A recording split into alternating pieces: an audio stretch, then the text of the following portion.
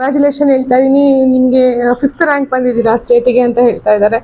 ಹೇಗಿತ್ತು ನಿಮ್ಮ ಎಜುಕೇಷನ್ ಎಲ್ಲ ಅಂತ, ಯಾವ ಕಾಲೇಜಲ್ಲಿ ಓದಿರೋದು ಅಂತ?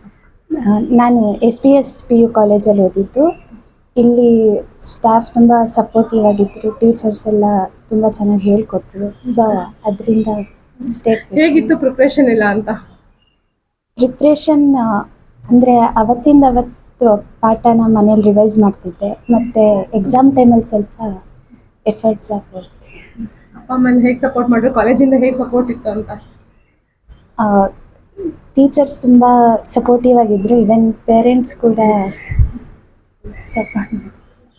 ಸರ್, ನಿಮ್ಮ ಮಗಳು ಸ್ಟೇಟಿಗೆ 5th ರ್ಯಾಂಕ್ ಬಂದಿದ್ದಾಳೆ, ಹೇಗೆ ಅನಿಸ್ತಾ ಇದೆ ಫೀಲಿಂಗ್? ನಮಸ್ಕಾರ ಮೇಡಮ್, ನನ್ನ ಹೆಸರು ಪ್ರಭಾಕರ.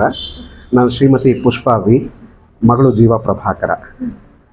ದೇವರ ಅನುಗ್ರಹ, ಗುರು ಹಿರಿಯರ ಆಶೀರ್ವಾದ, ಶಿಕ್ಷಕರ ಮಾರ್ಗದರ್ಶನ, ಹಿತೈಷಿಗಳ ಹಾರೈಕೆ, ಅವಳ ಸತತವಾದ ಪ್ರಯತ್ನದಿಂದ ಈ ಫಲಿತಾಂಶ ಸಿಕ್ಕಿದೆ. ಹೇಗೆ ಅನಿಸ್ತಾ ಇದೆ ಸರ್? ಮಗಳು ಹೇಗೆ ಪ್ರಿಪ್ರೇಷನ್ ಮಾಡ್ಕೊತಾ ಇದ್ರು, ನೀವು ಹೇಗೆ ಅವಳನ್ನ ಪ್ರಿಪೇರ್ ಮಾಡ್ತಾ ಇದ್ರು? ಅವಳು ಮೊದಲನೇದಾಗಿ ಸರಳ ಮತ್ತು ಸಹಜವಾಗಿರ್ತಾಳೆ. ಮುಖ್ಯವಾಗಿ ಕಾಲೇಜಿನಲ್ಲಿ ಶಿಕ್ಷಕರು ಸಂಪೂರ್ಣವಾಗಿ ಸಹಕಾರ ನೀಡಿದ್ದಾರೆ, ಮಾರ್ಗದರ್ಶನ ನೀಡಿದ್ದಾರೆ. ಸಂತೋಷದ ವಿಚಾರ. ಮುಂದೆ ಏನು ಮಾಡಿಸ್ಬೇಕು ಅಂತ ಇದ್ದೀರಾ?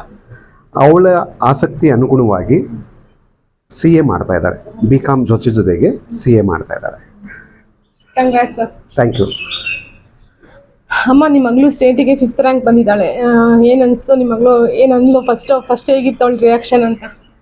ಅಂದರೆ ಅವಳು ಸರಳವಾಗಿ ಇದ್ಲು. ಅವಳು ಅಂದರೆ ಅದು ನ್ಯೂಟ್ರಲ್ಲೇ ಮುಂಚೆಯಿಂದನು.